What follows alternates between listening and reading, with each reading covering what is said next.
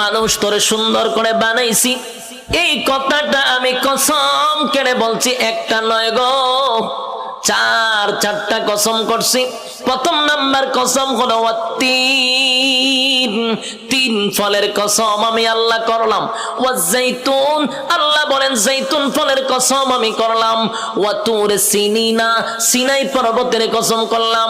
ওয়া হাযাল বালাদিল আমিন, আমি আল্লাহ পবিত্র মক্কা নগরীর কসম করলাম। কসম হইলো কয়টা? চারটা কসম আমি আল্লাহ করছি। বান্দারে তরে বানাইতে গিয়া চারটা কসম করছি। কেন করলাম?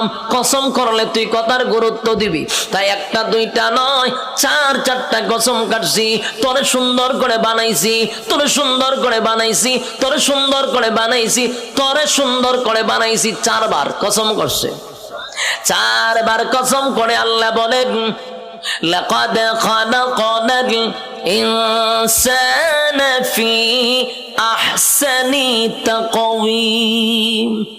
রব্বি কারীম বলেন, এই বাবা, বালিশের সঙ্গে মাথা লাগাইয়া একটু চিন্তা করে দেখ। আমরা তো ঘুমায়া থাকি, দুনিয়া নিয়ে চিন্তা করি আর ঘুমাই না। মাঝে মধ্যে একটু বালিশের সঙ্গে মাথা লাগাইয়া একটু চিন্তা করবেন আল্লাহর নিয়ামতের উপরে। এই মালিক বলেন, বান্দা তুই একটু চিন্তা করে দেখ, আমি আল্লাহ তোর সম্মান আর মর্যাদা কত দিছি। বান্দারে, তোর সম্মানের চেয়ে বেশি কারো না। আমি আল্লাহ ফেরেশতার এত সম্মান দেই নাই, ফেরেশতা নূর দিয়া বানাইছি, ফেরেশতার জন্য জান্নাত বানাই নাই। মানুষ, তোর জন্য জান্নাত বানাইছি, ফেরেশতার জন্য জান্নাত বানাই নাই। তোরে সুন্দর করে বানাইছি, কোরআনে বলছি, ফেরেশতারে বানাইয়া কোরআনে বলি নাই।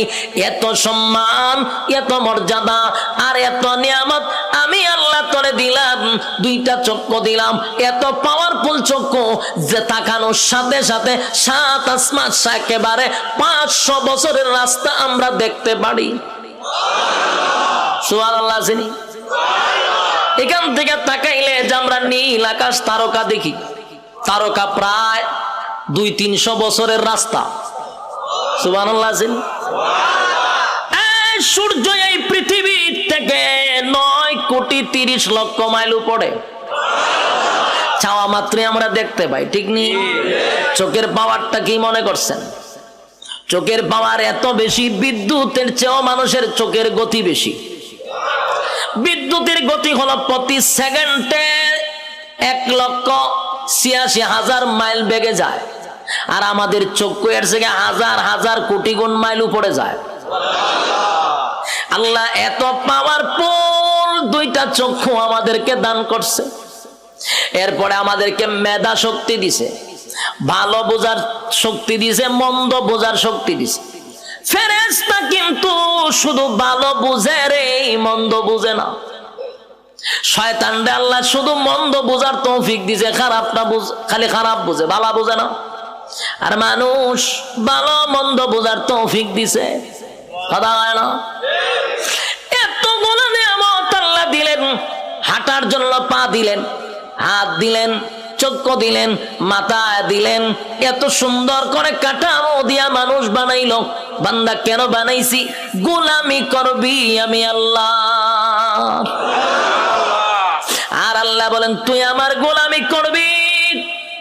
সূর্য তোর গোলামি করবে, চন্দ্র বান্দা তোর গোলামি করবে, জমিন বান্দা তোর গোলামি করবে, যা কিছু দেখস বান্দা তোর জন্য বানাইছি সব তোর গোলামি করবে। তুই শুধু আমি আল্লাহর গোলামি করবি। কিন্তু মানুষ এত বড় পোল্ট্রি বাজ, মানুষের যে পোল্ট্রি বাজ কেউ নাই, মানুষের থেকে অকৃতজ্ঞ আর কেউ নাই। মানুষ এত কৃতজ্ঞ, একটা প্রাণীর মধ্যে যে কৃতজ্ঞতা আছে মানুষের মধ্যে নাই। একটা কুকুর হলো সবচেয়ে নিকৃষ্ট প্রাণী, কিন্তু কুকুরটারে 2 দিন খাবার দেন, আপনি 2 দিন খাবার দেন, আপনার পিছু ছাড়বে না। 1 মাস পরেও যদি আপনি কুকুরটার কাছে আসেন, কুকুর আপনারে দেখলেই বুঝতে পারবে আপনি তারা খাওয়াইছেন। কিন্তু মানুষরে মানুষ খাওয়াইতে খাওয়াইতে পেট ভরাইয়া দেয়। মানুষরে এত কিছু করার পরও মানুষ সেটা মনে রাখে না, মানুষ কৃতজ্ঞতা প্রকাশ করে আল্লাহ বলেন বান্দা শুন, একটা মাছ যেইভাবে পানির নিচে ডুবন্ত থাকে, আমি আল্লাহ কিন্তু মানুষগুলারে এইভাবে পানির নিচে ডুবায় আর যেইভাবে মাছ রাখি তোদেরকে নিয়ামত দিয়া ডুবায় রাখছি। নিয়ামতের মধ্যে আমরা ডুবন্ত, মাছ যেইভাবে পানির নিচে ডুবন্ত, বান্দারে আমি তোর নিয়ামত দিয়ে এইভাবে ডুবায় রাখছি। বান্দা শোন, এতগুলা নিয়ামত আমি আল্লাহ তোরে দিলাম, কোন নিয়ামতের অস্বীকার করবি ক পারবেন?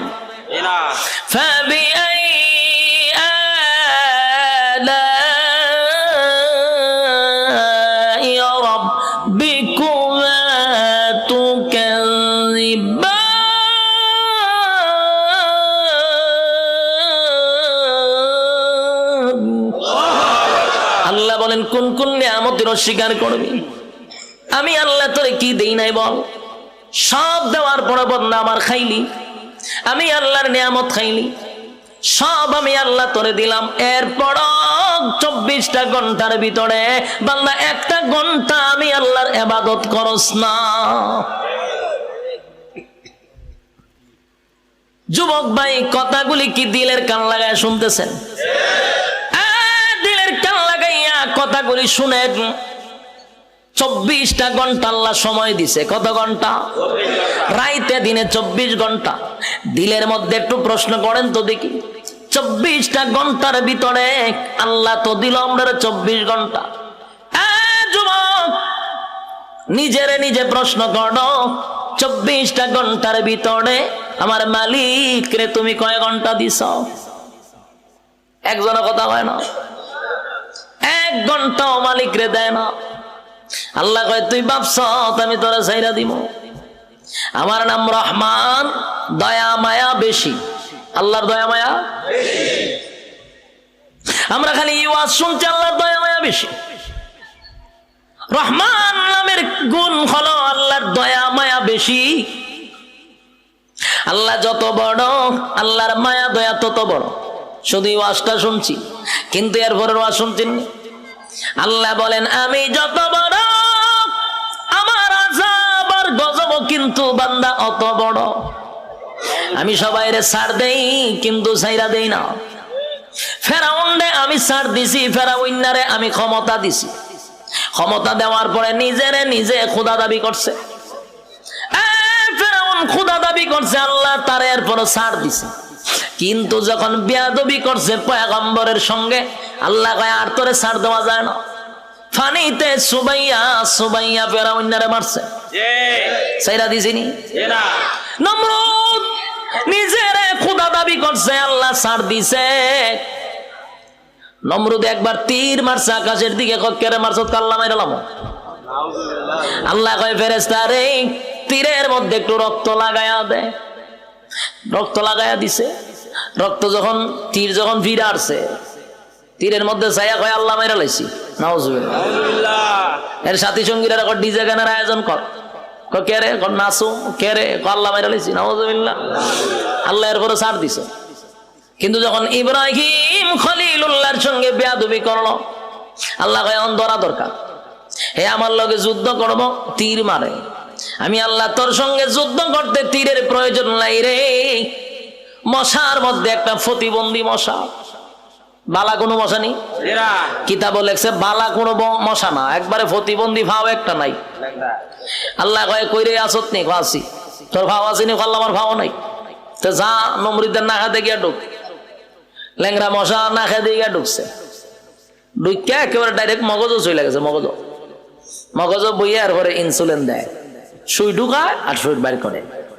যেই সুই ঢুকাইছে মগজ, একটা লাফে 3 হাত উঠছে নমরুদ্দা। পার্লামেন্টে বইয়া রয়েছিল, মশাই যখন খামড় দিছে পার্লামেন্টের নাচ শুরু করছে ডিজে গানের মতো, উরুম দুরুম নাচে। আরো বিভিন্ন মন্ত্রীরা বসা, দেশের বিভিন্ন জায়গার থেকে অনেক রাষ্ট্রপতিরা আইছে। আইয়া যখন দেহে দেশের বাদশাহ এইভাবে ডিজে করে পার্লামেন্টে বসা, এটা কি পাগল নেই? ও পাগল তো আসিন না। হঠাৎ করে নাচে কা, ও নাচতে নাচতে মশাও তো কম খারাপ না, কারণ ঠেং টুং যেদিন না থাকে এরা মারাত্মক খারাপ থাকে। এই মশা কিন্তু মারাত্মক খারাপ, হেদের সুই ডুবা যে বাইর করে না। আর এইদিকে নমরুদ্দা ডিজে গানের মতো নাচতেছে, কোনোভাবেই ব্যথা কমে না। নাচে মানে ঘটনা কিটা যা পায় তা দিয়ে মাথার তা পায়, কোনোভাবেই ব্যথা কমতেছে না। হঠাৎ আসেন জুতা একটা কাছে, এটা জুতাটা মারছে মাথার বাড়ি। সেই জুতাটা মাথার বাড়ি মারছে, জিব্রাইলে আবার যোগাযোগ রাখতেছে মশার সাথে। মশারে ফোন দিয়া কইছে তাড়াতাড়ি ছাইরা দে, ইনসুলিন টাইনা তুল। যখন হের সুই টান্দা তুলছে, ব্যথা ছাড়ছে। এখন নমরুদে জুতার পাইছে, সব বনা কি একটা জিনিস বারে দিলাম, মাথার ব্যথা দিল সাইরা। জুতার মধ্যে কোনো ওষুধ আছে নাকি? আসলে কি জুতার কোনো ওষুধ আছে? এটা আল্লাহ বেজ্জতি করার একটা সিস্টেম। জুতাটা বাড়িছে, ব্যথা কমে গেছে, তার মানে জুতা আল্লাহ ব্যথা কমাইতেছে। এখন এই জুতা রেখে দিছে দাঁড়ে, রাইকে টেনশনে পড়ে আছে, কি ব্যথা উঠলো, জুতাটা বাড়ি দিলে সাইরা দিল। আবার কথা বলতেছে বিভিন্ন দেশের মন্ত্রী এমপির সঙ্গে, আবার মশায় সুই একটা ঢুকাই দিছে, ঠাস করে জুতাটা বাড়ি মারছে, ছেড়ে দিছে। আল্লাহ মশারে খুলে করে, এটা তোর ডিউটি, কাজ চালায়া যা। কতক্ষণ পরে পরে ঢুকাইবি, জুতাটা বাড়ি দিলে ছেড়ে দিবি। মশায় কতক্ষণ পরে ঢুকায়, জুতাটা বাড়ি দেবার পাইকিলা, আবার ঢুকায়, জুতাটা বাড়ি দেবাই কিলা। এই হইল জুতার বাড়ি শুরু। তখন নমরুদ্দা একা একা জুতাটা কত বাইরিত, হাতে ব্যথা ধরে লায়। তাই একজন লোক রাখছে, তোরে মাসে এত টাকা বেতন দিব, এদিকে চাকরি কি তাকে জুতা দেখালে ভিডা নেই, তাও খারে দেশের বাসারে। তো এইরকম যদি আমারে নিত, আমি তো বললাম টেকা টোকা লাগতো না, আমি খালি জুতাটা ভিডামো আপনারে, আমার টেকা তেমন লাগতো না। বাস্তব নেই। দেশের একজন বাদশা যদি হয় আমার জুতাটা ভিডাইবা, আমার কি বেতন লাগবো না? আমার মনের ভিতরে যত জিদ আসিন সব মিডামো এক একটা বাড়ির সাথে, ঠিক নেই? জুতা দেখ একটা বাড়ি দিমার ঘুমায় আয় না, এটা অত সালের একটা জুতার বাড়ি। দ্বিতীয় বাড়ি দেখো, এটা অত সালের একটা বাড়ি। এক সালে এক যন্ত্রণা বুক করছে, আর তোর জুতাটা বাইরিতেছি, টেহারাম নেই। এই লোক হয় যে আমি বাসার জুতাটা বাইরামো, আমার টেকার দরকার নাই, আপনি আমার চাকরিটা দেন। চাকরি দিছে, এখন পার্লামেন্টে বেশা বৈশা কথাবার্তা বলতেছে, যখন মশা কামড় খালি ইশারা দেয় তাড়াতাড়ি দে, মাঝে জুতাটা ঠাস করে পিছন দিয়ে বাড়ি মারে। দেশের মানুষ বিভিন্ন দেশ থেকে আসে, আইসা কয় যেই বাসার ইজ্জত নাই, মানছে তারা জুতাটা বাইরা, এর সাথে আবার কি এর বৈঠক, হটে থেকে এটা ভাগল, এখান থেকে এক বেজ্জতি। তো জুতাটা বাইরিতে বাড়িতে প্রথম তো শখে শখে জুতাটা বাইরেছিল, ঠিক না? জুতাটা যে বাইরেছে প্রথম তো শখেই বাইরেছে, আনন্দে বাইরেছে, কিন্তু বাইরিতে বাইরিতে এখন তো বেচারার বিরক্ত হয়ে পড়ছে। কত বাইরিত, খানা খাইতে পারে না, ঘুমাইতে পারে না, বাথরুমও যাইতে পারে না, খালি হয় বাইরা।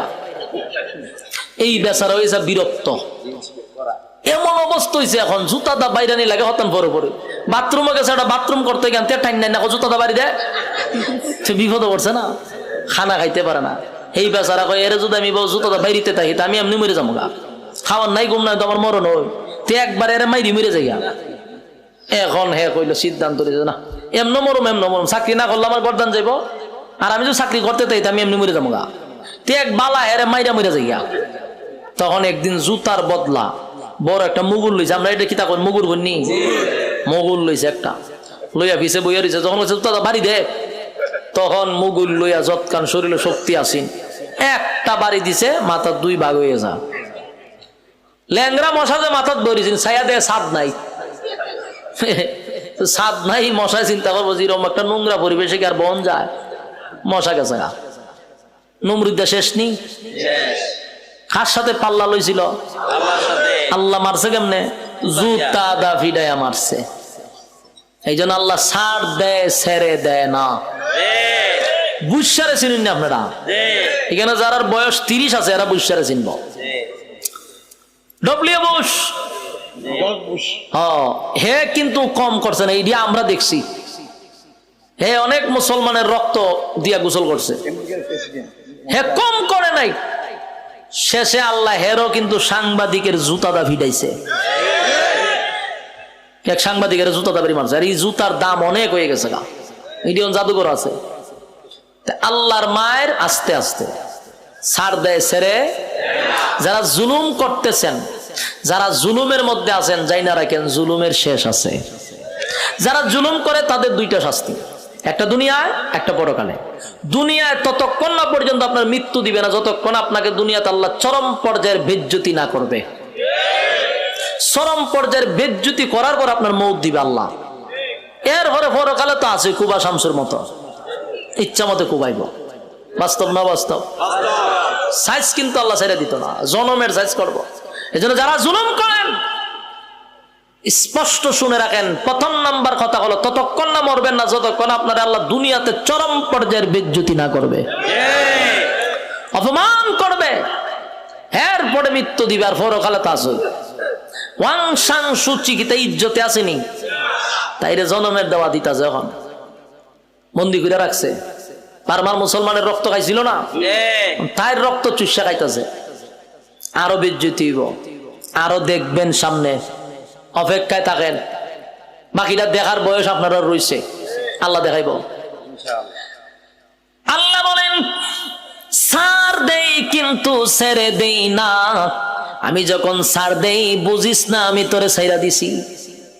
ধরব যেদিন আমি আল্লাহ ধরব, জনমের ধরা ধরব, পৃথিবীর কেউ তোরে রক্ষা করতে পারবে না। আমি আল্লাহর নিয়ামত খাইয়া আমি আল্লাহর নাফরমানি করস, ছাইরা দিব না, কিন্তু জনমের ধরা ধরব। যুবক ভাই, আমি আপনাদের উদ্দেশ্যে বলতে চাই, আল্লাহর দেওয়া নিয়ামত খাইয়া, নিয়ামত খাওয়ার পরে যে আল্লাহর নাফরমানি করতেছি, রাইতে দিনে 24 ঘন্টা পাইয়াও 1টা ঘন্টা আল্লাহর দেই না। ইমাম সাহেব যদি বলে আসেন না একটু নামাজে যায়, উত্তর দেয় হুজুর নামাজের সময় নাই। যদি কয় আসেন না মাহফিলে যাই, আমার সময় নাই। বেচারা খুব ব্যস্ত, সময় নাই, সময় নাই, সময় নাই, যে কোনো বিষয় লোক আমার সময় নাই। প্রশ্ন হলো তোমার সময় নাই, সময় নাই, কিন্তু যেই লোকটা বলছে নামাজের জন্য সময় নাই, ওয়াজ মাহফিলের জন্য সময় নাই, এই লোকটারই দেখবেন ব্যবসার জন্য সময় আছে, চাকরির জন্য সময় আছে, বন্ধুদের আড্ডায় সময় আছে, বিশ্বকাপ খেলা 90 মিনিট দাঁড়ায়া দেখার সময় আছে, বিভিন্ন জায়গায় আড্ডায়, কফি আড্ডায় সময় আছে, সব জায়গায় বেচারার সময় আছে। সময় নাই শুধু আল্লাহর বেলা। আল্লাহ বলেন সময় তো আমি দিছিলাম, সময় কাটা দিছে আল্লাহ। বলেন সময়ের মালিক আমি তোরে সময় দিলাম রে, আমার দেওয়া সময় পাইয়া আমারে দিলি না, মন গড়া সময় নষ্ট করলি। বান্দা আমি পাই পাই পাই পাই করে তোর কাছ থেকে হিসাব নিব, বান্দা হিসাব না দিয়া সামনে আগাইতে পারবি না। আপনারা কিতা মনে হয় আল্লাহ আমরা সেইটা দিব হিসাব না নিয়া? হিসাব নিব।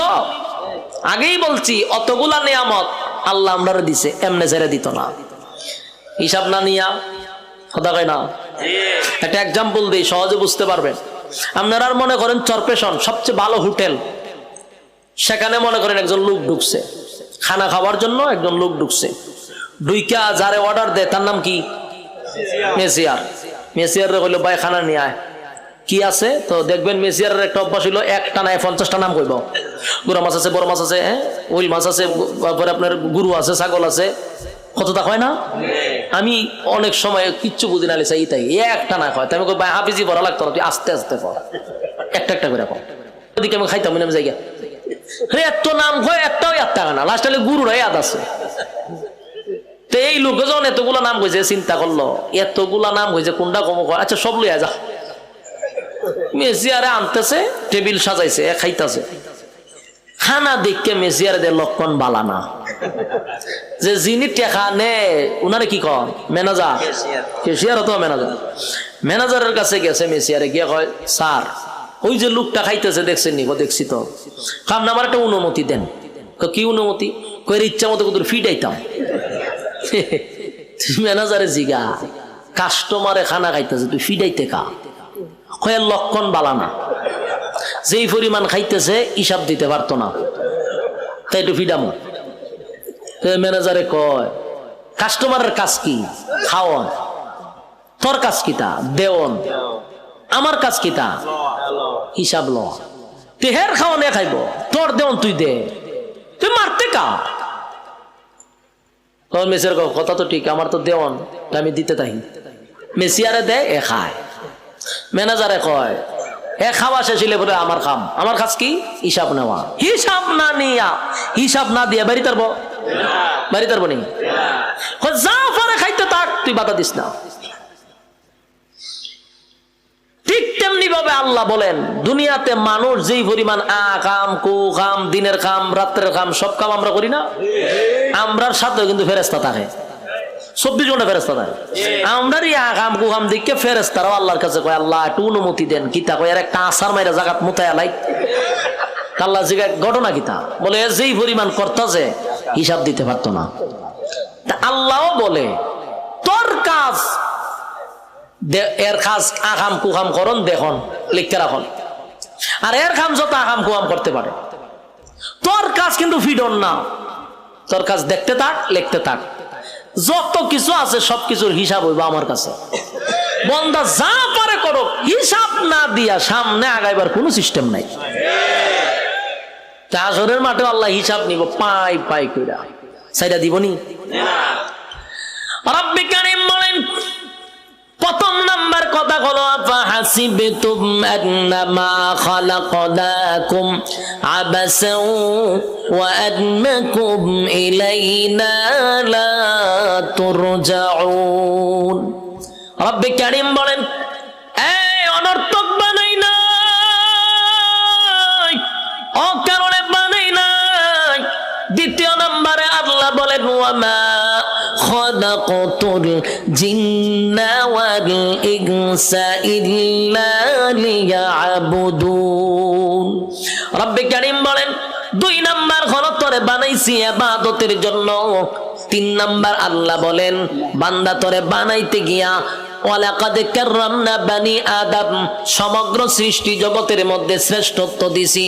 4টা কসম কেড়ে বলছি বাংলা তোর থেকে সুন্দর আমি আল্লাহ কাউরে বানাই নাই, তোর থেকে সম্মান আর মর্যাদা আমি কাউরে দেই নাই। এরপর আল্লাহ বলেন এত কিছু দেওয়ার পরেও যদি তুই আমি আল্লাহর গোলামি না করস, ওয়ালাকাদ জারানা লি জাহান্নামা কাসীরাম মিনাল জিন্নি ওয়াল ইনস, আমি আল্লাহ আগুন দিয়া তোরে জ্বালাবো আর পোড়াবো। এরপরে রব্বে কারীম বলেন বান্দা শুন, ভালো করে শুন, এত নিয়ামত দিয়া তোরে ছেড়ে দিব না, আমি আল্লাহ কিন্তু পাই পাই পাই করে হিসাব নিব। কুল্লু নাফসিন বিমা কাসাবাত রাহিনা, প্রত্যেকটা মানুষ তার কৃত কর্মের জন্য আল্লাহর সামনে জবাব দিতে হবে। হিসাব ছাড়া ছেড়ে দিব না। রব্বে কারীম বলেন হিসাব নিব গো, হিসাব ছাড়া আমি আল্লাহ কাউকে ছেড়ে দিব না। এই যে দুনিয়াতে যা করি সব হিসাব হবে। আল্লাহ বলেন শুন বান্দা, যখন প্রত্যেকটা মানুষের হায়াত শেষ হয়ে যাবে, মালাকুল মউত আজরাইল সামনে হাজির হবে, তার একটা কিয়ামত হবে। কি হবে? কিয়ামত কিন্তু 2 প্রকার, একটা হলো যার যার কিয়ামত, আর একটা হলো সমষ্টিগত কিয়ামত। কথা বুঝতেছেন? সাউন্ড একটু উড়ান, একটু উড়ান। একটা হলো যার যার কিয়ামত, আর একটা হলো সমষ্টিগত কিয়ামত। আল্লাহ রাসূল বলেন যার যার কিয়ামত সম্পর্কে বলেন মাম্মাতা ফাকাত কামাত কিয়ামাতুহু, যে যখন মারা যায় তার কিয়ামত তখন শুরু হয়। আমি যদি স্টেজে এখন মারা যাই, আমার কিয়ামত এখান থেকে শুরু হবে। আরেকটা হলো সমষ্টিগত কিয়ামত, সেই কিয়ামতটা হলো কিয়ামতে কুবরা, এটা বড় কিয়ামত, সেটা বাঁশির মাধ্যমে হবে। ইসরাফিল আলাইহিস সালাতু ওয়াস সালাম যখন বাঁশি ফু দিবে, আল্লাহ বলেন এই গোটা পৃথিবীর যা কিছু তোমরা দেখো বিশ্ব পরিস্থিতির পরিসমাপ্তি আমি ঘটায়া দিব। এটা হইল সমষ্টিগত কিয়ামত। ইদা জুলজিলাতিল আরদু জিলজালাহা, জমিনের মধ্যে তখন জালজালা শুরু হবে, ভূমিকম্প শুরু হবে। যখন যে একটা ভূমিকম্প হইছে 13 সেকেন্ড, 13 সেকেন্ডের ভূমিকম্পে সব শেষ হয়ে গেল। আর ওইটা যে শুরু হইব ওইটা 13 সেকেন্ড না, 13 ঘন্টা না, এটা চলতেই থাকবে। পাহাড় গুলি তুলার মতো উঠতে থাকবে। বিল্ডিং তো দূরের কথা, পাহাড় উইরে উইরে চলবো। এই ভূমিকম্প থামবে না। কুল্লু মান আলাইহা ফান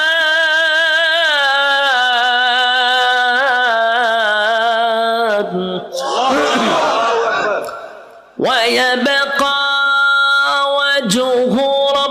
ربك ذو الجلال والإكرام